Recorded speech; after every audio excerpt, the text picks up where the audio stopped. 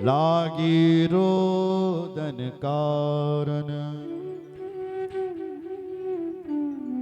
रिपु, रिपु कहते हैं शत्रुओं को। शत्रु को बल कभी छोटा नहीं समझना चाहिए। रिपु यानी शत्रु, शत्रु को बल कभी छोटा नहीं समझना चाहिए भैया। रिपु रज, रज यानी रोग, रोग को भी छोटा नहीं समझना चाहिए। रोग तो कभी कभी थोड़ा होता है, फुंसी होती है और देखता देखता विशाल हो गया, ठीक ही नहीं हो रहा है। इसलिए रोग को भी छोटा नहीं समझना चाहिए। छोटा सा कीड़ा लग गया, वो सोचा चलो ऐसे ही लगते रहते हैं कीड़े, ध्यान नहीं दिया तो पूरा दांत ही खराब हो गया। क्यों साहब? इसलिए रोग को छोटा नहीं समझना चाहिए। रिपुरज पावक, पावक यानी अग्नि, आग, आग को भी छोटा नहीं समझना चाहिए। रिपुरज और पावक, पावक यानी आग, आग को भी छोटा, छोटी सी आग लारे बुझ जाएगी, ध्यान नहीं दिया तो पूरा पूरा पूरा जला सकती है। इसलिए आग को भी छोटा नहीं समझिए। पाप, पाप तो प्रसिद्ध है, पाप को भी छोटा नहीं समझना चाहिए। प्रभु, प्रभु यानी भगवान, भगवान को भी छोटा नहीं समझना चाहिए।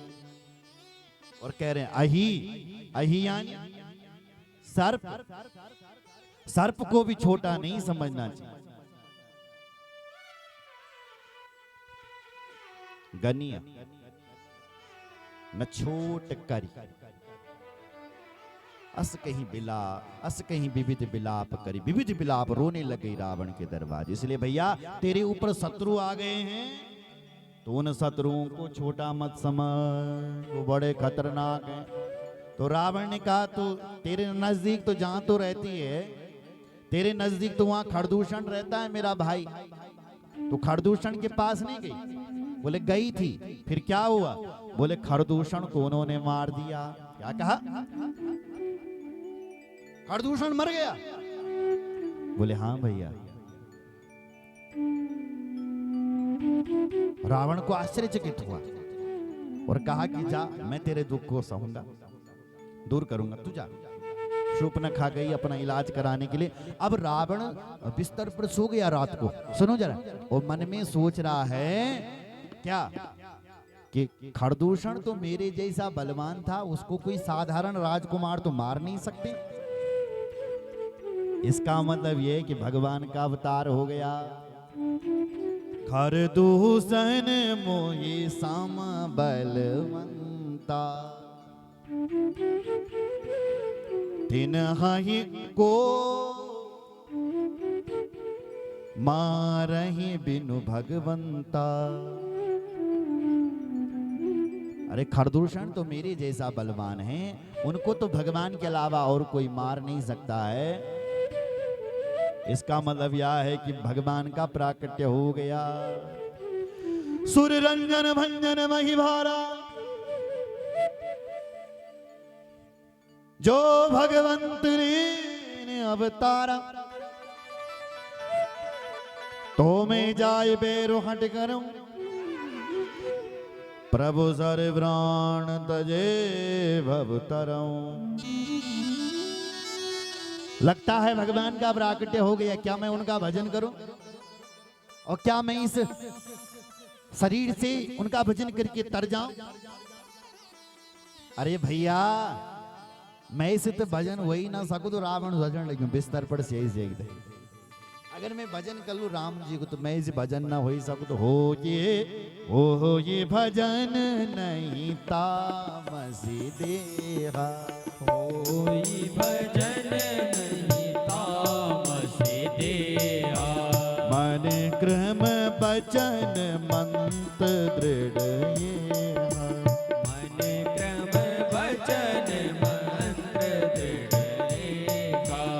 अरे मुझसे तो भजन हो ही नहीं सकता है, मैं तो तामसी शरीर का, राक्षस शरीर का हूं, खाने पीने वाला हूं, तो क्या करूं? तो मन में सोचा कि मैं उन भगवान से बैर कर देता हूं। तो बैर कैसे करूंगा? तब भगवान मुझे मारेंगे और मैं भगवान के हाथों से मरूंगा तो मैं तर जाऊंगा। नहीं तो मैं पाप करता रहा तो मैं तरने वाला नहीं हूं। उससे अच्छा है भगवान से बैर करता हूं, भगवान मुझे मारेंगे और मेरी मुक्ति हो जाएगी। ये तो पार कर लेता हूं, कभी प्रायश्चित नाम होने नरक जाने से अच्छा है कि भगवान के हाथों से मर जाऊं। तो क्या करूं? बोले उनसे बैर करता हूं। तो आगे की कहानी वो मारीच को भेजता है। उससे पहले की गोस्वामी जी कहते हैं कि उससे पहले भगवान ने एक लीला रची। क्या रची? बोले पंचवटी पर लक्ष्मण गया था लकड़ी काटने के लिए। पुराने जमाने में गैस तो वंदु न थे, लकड़ी के लिए गया था जंगल में। तो भगवान ने सीता देवी के लिए कहा कि हे देवी, मैं कुछ लीला करना चाहता हूं, इसलिए तुम एक काम करो, मैं जब तक राक्षसों का वध करता हूं तब तक तुम एक काम करो कि तुम अग्नि देवता के पास रहो। तुम पावक महु करऊ निवासा, जो लगी करो निशाचर नासा। देवी जब तक मैं निशाचरों का नाश करता हूं तब तक तुम अग्नि देवता के पास रहो। निज प्रतिबिंब राखिता सीता, तह सही सील रूप सुविनीता। भगवती सीता वाला अग्नि देवता के पास रह गई और वहां पर अपना प्रतिबिंब रख दिया, मतलब छाया रख दी। छाया सीता, नकली सीता रख दी। और वो दिखने की, गोस्वामी जी, तैसे ही सील रूप सुबिनी, वैसे ही दिखने की थी जैसी सीता जी होती है, लेकिन सीता नहीं थी। सीता तो अग्नि देवता के पास राम जी ने भेज दी। गोस्वामी जी कहते हैं दुनिया वाले इस बात को जानते ही नहीं है। अरे दुनिया वाले तो छोड़ो, भगवान का जो पट्ट छोटा भाई है लक्ष्मण, वो भी इस बात को नहीं जानता था। सुन रहे हो? लक्ष्मण हूँ यहाँ मरम न जाना, लक्ष्मण हूँ यहाँ मरम न जाना। जो कछु चरित रचा भगवाना, जो कछु चरित रचा भगवाना। लक्ष्मण भी बल इस बात को नहीं जानता है। सुन रहे हैं आप? इतने में क्या हुआ कि रावण ने मारीच को भेजा। मारीच से कहा जा तो सोने का मृग बन जा। लीला बनाया उसने कि मैंने सीता जी को चुरा करके लाना है। मारीच बोला प्रभु मैं जानता हूं जिनकी आप बात कर रहे हो ना, उन्होंने मुझे एक बाण से समुद्र पार पहुंचा दिया था। ऐसा बाण मारा तब से दर्द हो रहा है, वो दर्द अभी तक नहीं गया, इसलिए अब जाऊंगा तो वो मुझे पट्ट मार देंगे, इसलिए मैं नहीं जाता हूं। रावण बोला तू नहीं जाएगा तो मैं तुझे मारूंगा। अब मारीच ने सोचा इसके हाथों से मरना, इस रावण के, इस राक्षस के हाथों से मरना अच्छा है कि हम भगवान के हाथों से मरें, क्योंकि ये दुष्ट आदमी है और दुष्टों से बैर करना गलत है। तब मारीच हृदय अनुमाना, तब मारीच हृदय अनुमाना। नवहि विरोध नहीं कल्याणा, तब ही विरोध नहीं कल्याणा। मारीच कह रहा है इससे विरोध 9 लोगों से बल विरोध नहीं करना चाहिए। कितने लोगों से? बोलो ना, थोड़ा सो मत ना, आप बोलो ना। 9 लोगों से विरोध नहीं करना चाहिए। कितने लोगों से? 9। कौन कौन? शस्त्री मर्मी प्रभु सट धनी, वेद बंद कवि भामस गुनी। ये 9 हो गए हैं। शस्त्री जय का हाथ बल बल हथियार छ, एक सामने बल बग न छेनु करूं काई तानु ओटा या खाते उन दाड़ दिन तुम्हें लगते हैं, क्या करोगे? तो जिसके हाथ पर शस्त्र है उसके सामने बक बक बक बक बक बक नीचे बल करूं दाड़ ठगल तुम बनी। बोलो जय श्री राम। शास्त्री मरमी, मरमी जो तुम्हारे राज को जानता है कि तुम्हारी कमजोरी क्या है, तय के सामने बल बक बक ने चेंज करूं जो तुम्हारे विषय में सब राज इसकी पोल पट्टी में हमारे पास, उसके सामने भी बक बक नहीं करना चाहिए। मरमी शास्त्री मरमी प्रभु यानी भगवान, भगवान के सामने भी सामर्थ्यवान व्यक्ति, भगवान सामर्थ्य प्रभु, भगवान के सामने भी सामर्थ्यवान व्यक्ति से बल बक बक नहीं करना चाहिए। मरम शास्त्री मरमी प्रभु सठ धनी, सठ यानी मूर्ख, मूर्ख के सामने भी बक बक नहीं करना चाहिए। नबलान लो नबल काल बखात चबलान, वो बोलते हैं कि भाई उसकी बात मान लो नहीं तो उसी की बातों पर चल लो, यही बोलते हैं कि भौनी चला बल। तो जो मूर्ख आदमी है उसको पहले समझाओ भाई सही रास्ते जो नहीं जो उसी की तरफ चल लो, उसी में भला है, न जान क्या कर दे। तो सठ शास्त्री मरमी प्रभु सठ धनी, धनी व्यक्ति के सामने भी बल ज्यादा नहीं अपने आप को दिखाना चाहिए। धनी व्यक्ति ज्यादा ज्यादा क्यों प्यों करोगे तो तुम्हें कहां मरवा देगा, कहां कुछ कर देगा तुम्हारा, तुम्हें ही पता नहीं चलेगा कि मेरा कहां धुआं निकाल दिया। इसलिए धनवानों के सामने बक बक नहीं करना चाहिए, कहां तुम्हारे ऊपर क्या करवा दे क्या पता कर, बड़े लोग हैं भाई कुछ भी कर सकते हैं। बोलो जय श्री राम। उनके सामने तो ज्यादा नहीं करना चाहिए। बोलो जय श्री राम। और सुनो, वेद बंदी कवि भामस गुनी, वेद वैद्य डॉक्टर, डॉक्टर के सामने बल बक बक नहीं करना चाहिए। डॉक्टर साहब तुम्हें कौन सा इंजेक्शन लगा दे, कहीं तुम विरोध कर लो, ये नहीं दवाई दी तुम जो ठीक नहीं और बीमार हो जाओ, न मान बलियो नहीं मैं बलियो रुक जा जरा ठीक हो नो, ये नहीं दवाई दिन दिन के और। इसलिए डॉक्टर के सामने हाथ जोड़ करके रहना चाहिए।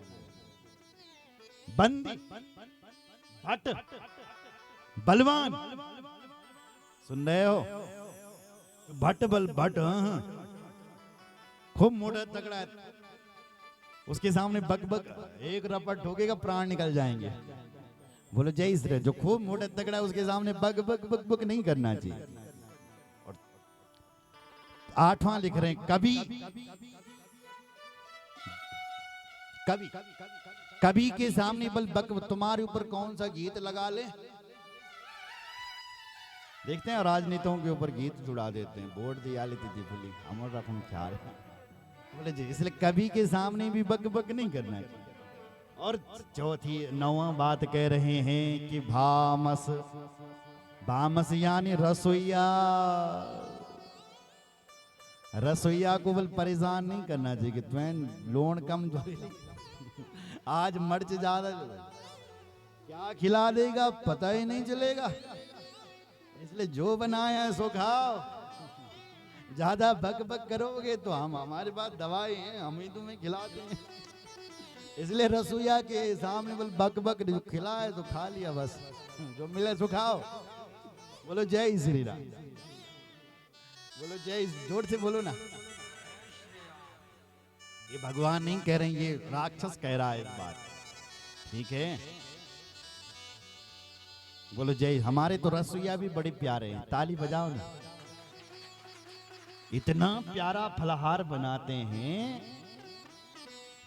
कि आप खाओगे तो हाथ चाट के रह जाओगे।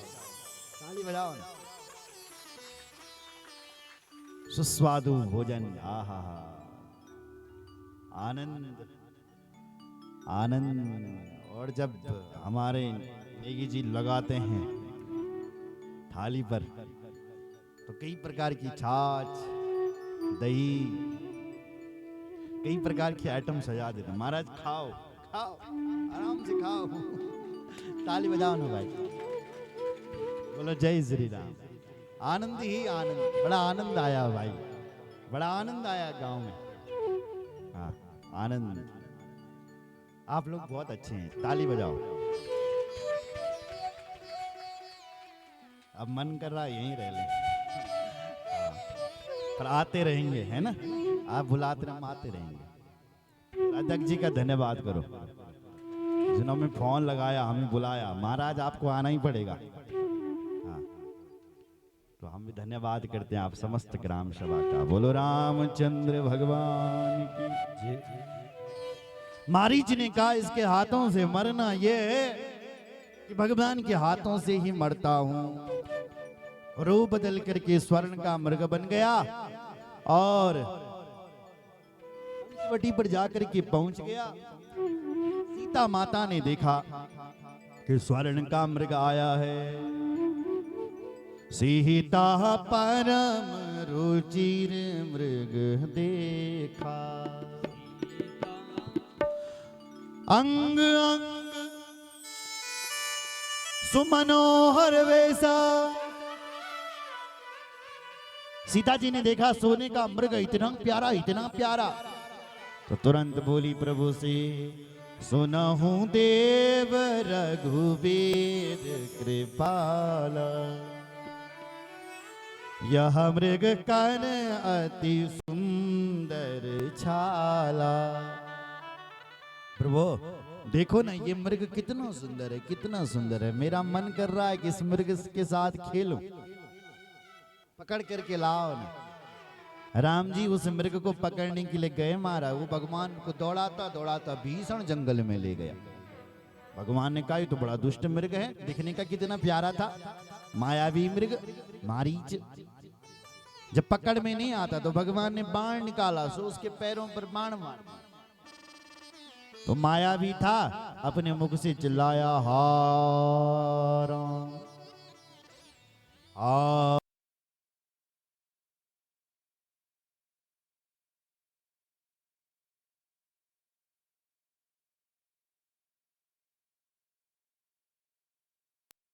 आओ ना अपने भैया की साय, मुझे ऐसा लग रहा है कि तुम्हारे भैया संकट में आ गए।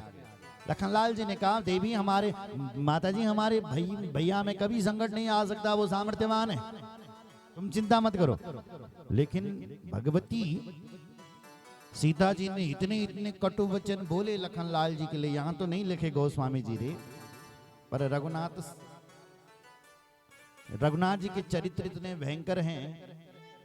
राम कथा में लिखा है कि सीता जी ने ऐसे कटु शब्द बोले लखनलाल जी को कि लक्ष्मण तो इसलिए नहीं जाना चाहता है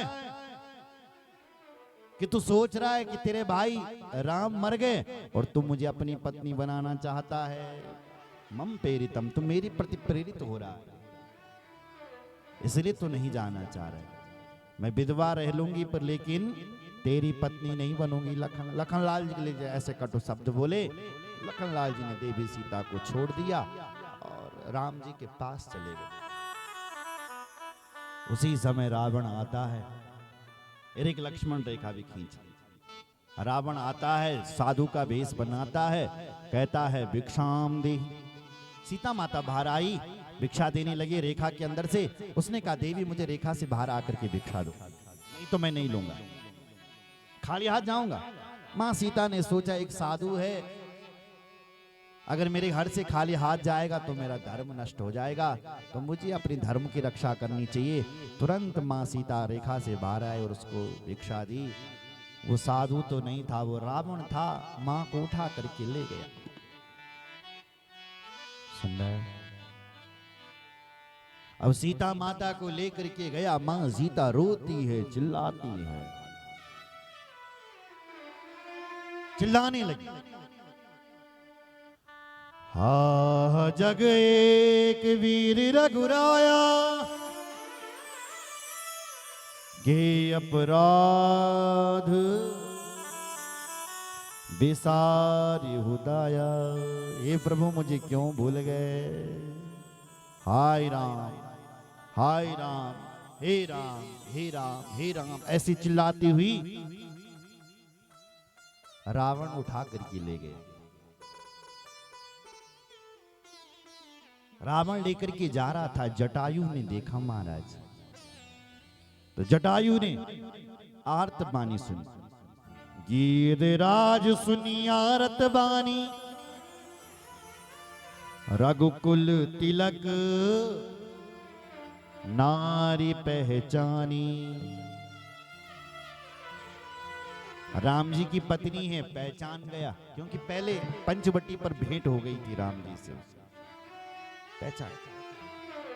तुरंत अपना पंख उड़ा करके रावण के पास पहुंच गया आकाश में, और सीता से बोली, सीते पुत्री कर जनित्रासा, करहूं जात धान कर नासा। देवी तू घबरा मत बेटी, मैं इस दुष्ट का भी विनाश करता हूं। और रावण के लिए बोला, रे रे दुष्ट डांट किन होई, निर्भय चले से जाने नहीं मोई। अरे दुष्ट, कहां देवी सीता को लेकर के चलता है? निर्भय चले से, निर्भय होकर के चल, मुझे जानता नहीं है मैं कौन हूं। एक प्रहार किया रावण पर चोंच का, रावण मूर्छित हो गया। जटायु ने कहा फिर प्रहार करना ठीक नहीं। थोड़ी देर बाद फिर रावण को होश आई, और जब रावण को होश आई फिर युद्ध होने लगा। तो अब की बार रावण ने उस के पंख काट दिए। जटायु बिना पंख का धड़ाम दी से राम राम राम राम करता हुआ नीचे देखा। बोलो जय श्री राम। गोस्वामी जी कहते, इधर जब लखनलाल जी भगवान राम जी के पास गए तो राम जी ने देखा कि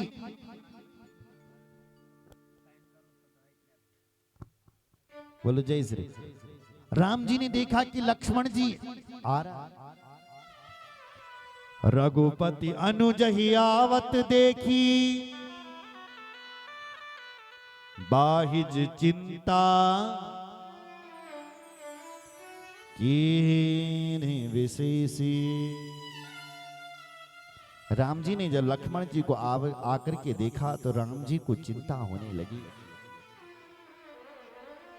राम जी सोचते हैं, लक्ष्मण तू क्यों आया? तूने सीता देवी को अकेला क्यों छोड़ा?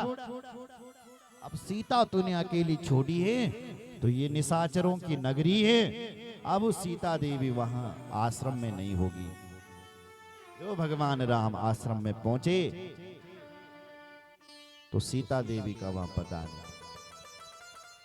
चारों तरफ भगवान राम और लखन खोजने लगे, सीता सीता, लेकिन नहीं मिली महाराज। हागुन खानी जानकी सीता, रूपशील व्रत नेम विनीता। लक्ष्मण समुझाए बहु भांति, पूछत चले लता और पाती।